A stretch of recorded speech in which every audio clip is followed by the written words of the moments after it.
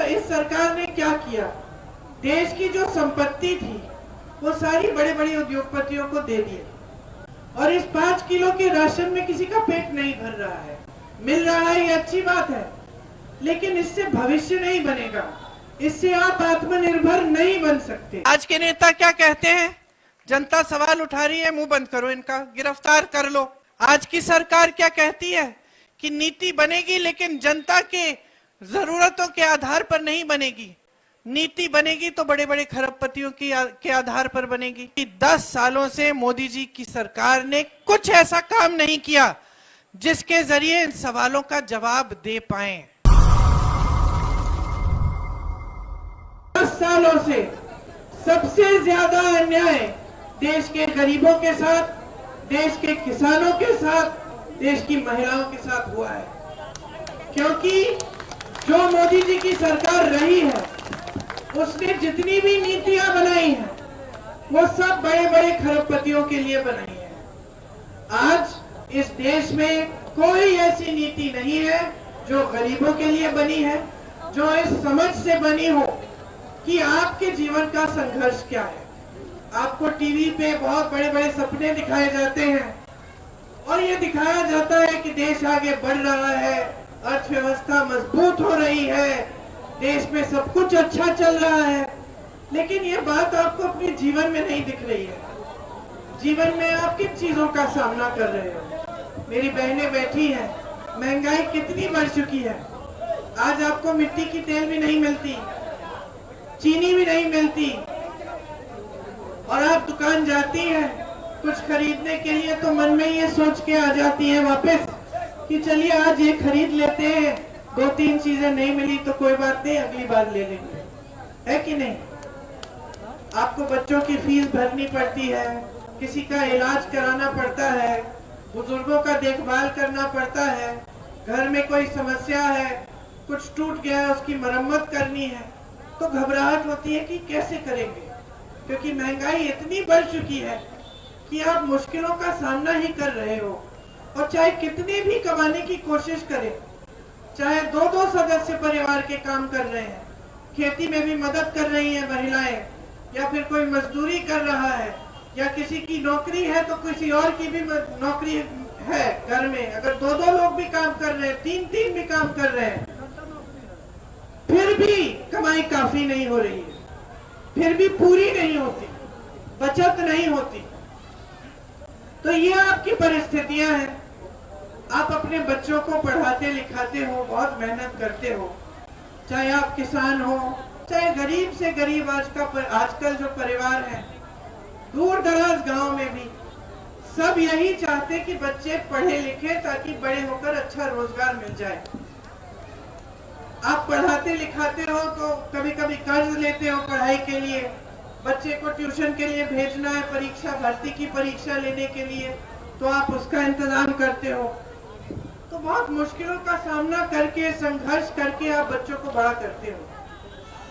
तो कम से कम सरकार को 10 सालों में ये करना चाहिए था कि जब बच्चे बड़े होते हैं तो उनके लिए रोजगार के मौके बनाने चाहिए थे।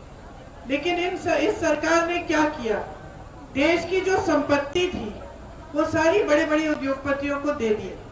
चाहे देश का कोयला, सारे जितने भी खदान हैं, देश की बिजली, सड़कों के सारे ठेके, बंदरगाह सारे, हवाई अड्डे सारे, ये सब बड़े बड़े खरबपतियों को सौंप दिए। इससे क्या होता है, आपको रोजगार मिलता था, वो रोजगार घट रहा है, खेती में कमाई नहीं हो रही है, क्योंकि जीएसटी टैक्स हर खेती के सामान पे लगा दिया, आपको न्यूनतम समर्थन मूल्य भी नहीं मिलता, खेती किसानी में मुश्किल हो गई है, यहाँ से कमाई नहीं होती।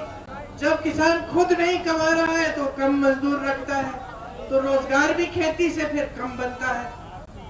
जो छोटे दुकान होते थे, मध्यम बिजनेस होते थे, जो किसी ने अपना यूनिट शुरू कर लिया, छोटा सा कारोबार शुरू कर लिया, उसकी कमर तोड़ दी सरकार ने। पहले नोटबंदी लाए, फिर जीएसटी लाए, उनकी भी कमाई नहीं हो रही, तो वो कहां से रोजगार दिलवाएंगे। तो जितने भी रोजगार के साधन थे वो तकरीबन इन्होंने बंद कर डाले। तो रोजगार बनाने का काम नहीं हुआ, ऊपर से महंगाई बढ़ती चली गई। मेरी बहनों की हम बात करें तो मेरी बहनें सारे समाज का, पूरे समाज का बोझ उठाती हैं, परिवार का भी बोझ उठाती हैं।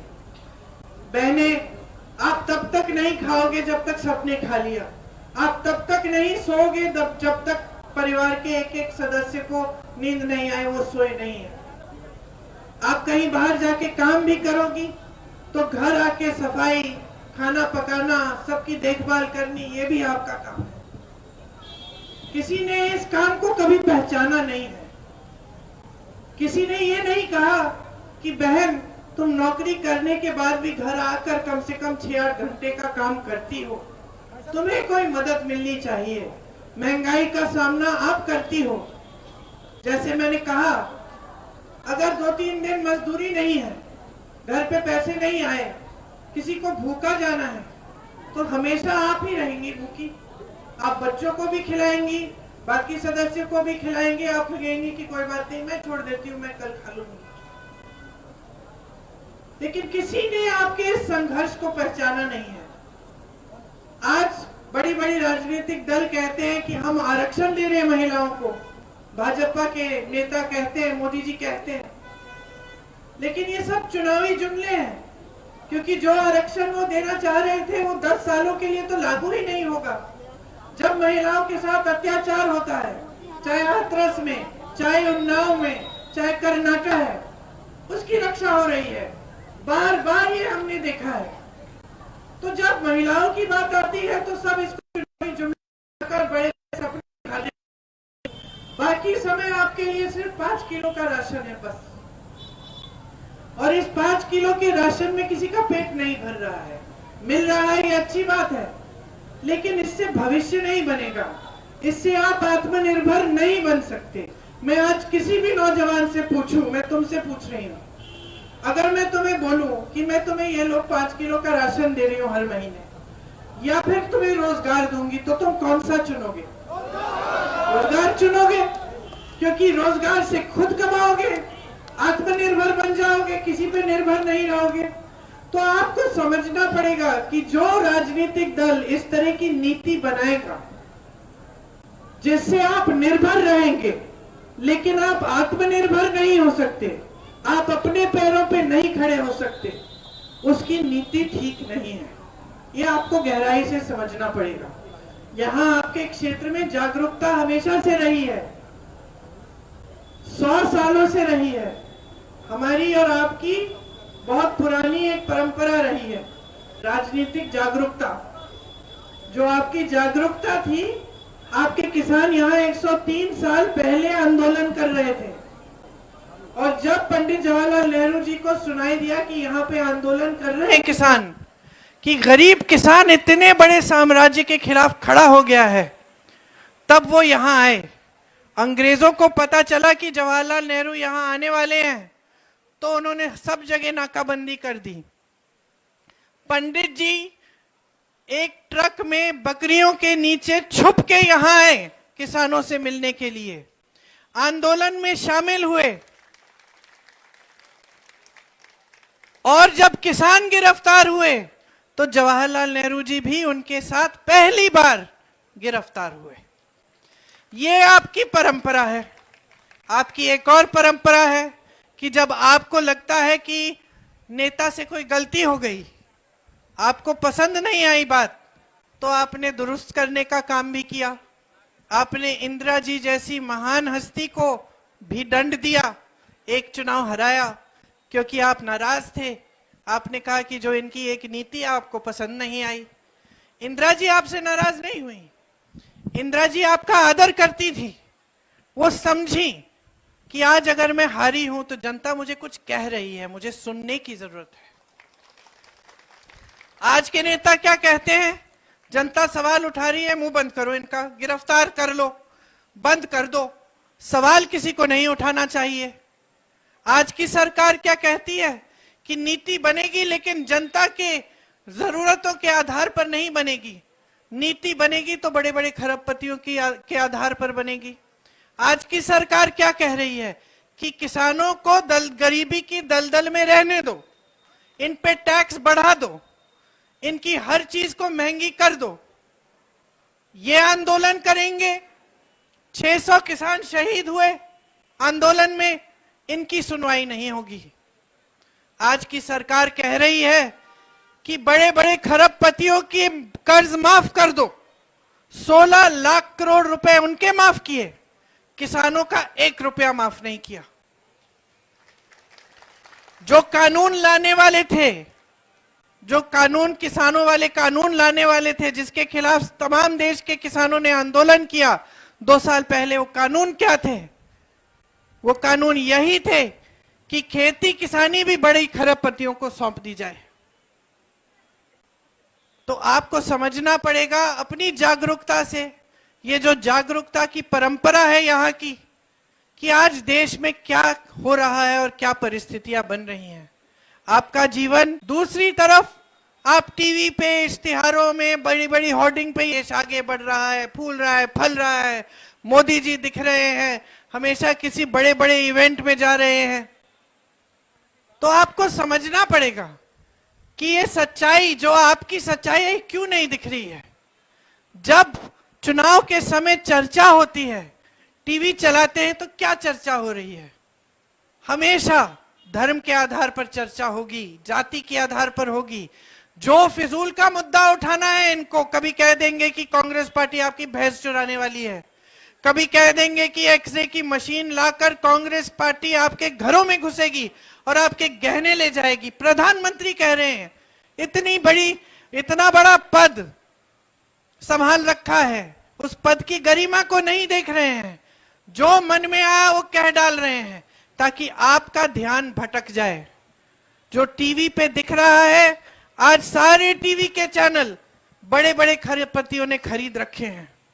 सवाल पूछते हैं तो सवाल भी उनके कहीं और से आ रहे हैं।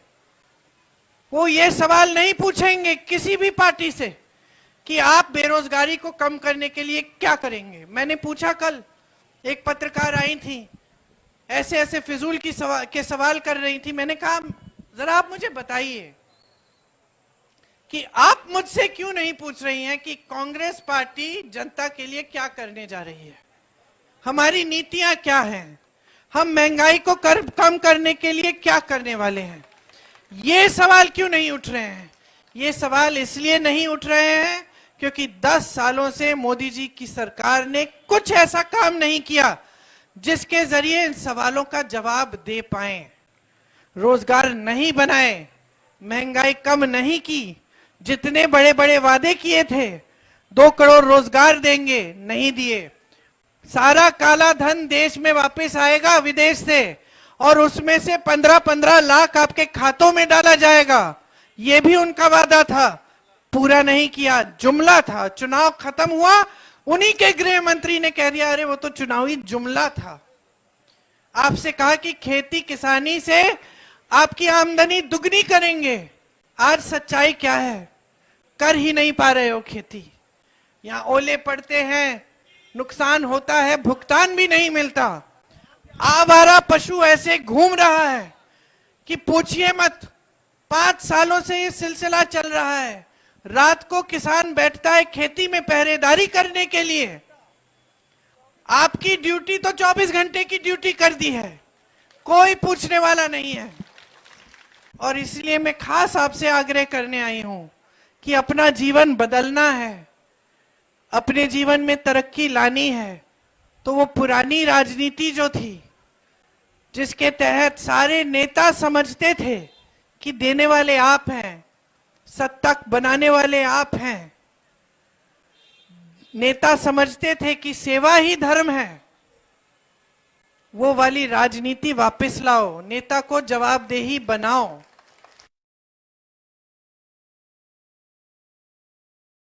जरूरत नहीं है करने की जरूरत नहीं है, क्योंकि चुनाव के समय हम तो धर्म की बात करेंगे, खासतौर से अपनी बहनों से शपथ दिलवाएंगे भगवान के नाम कि भाजपा को वोट दे दो, वोट मिल जाएगा, हम जीत जाएंगे और बाद में काम करने की जरूरत नहीं है। ये गलत है, ये बहुत खराब आदत डलवा दी है अपने नेताओं की। आप सही आदत डलवाओ। मेरे पिताजी को जनता अमेठी में कहती थी, प्रधानमंत्री थे पिताजी, जनता कहती थी कि राजे भैया हम प्यार तो बहुत करते हैं आपसे, लेकिन इस खंबे को आपने लगवा लिया, तार नहीं लगाया। जब तक तार नहीं लगाया तब तक वोट नहीं मिलेगा। जनता समझती थी और नेता भी समझते थे कि जवाबदेही है, तार लगवा दें, जनता को खुश रखें, तभी जनता समर्थन करेगी। तो ये जो पुरानी राजनीतिक परंपरा है इसको वापस लाइए।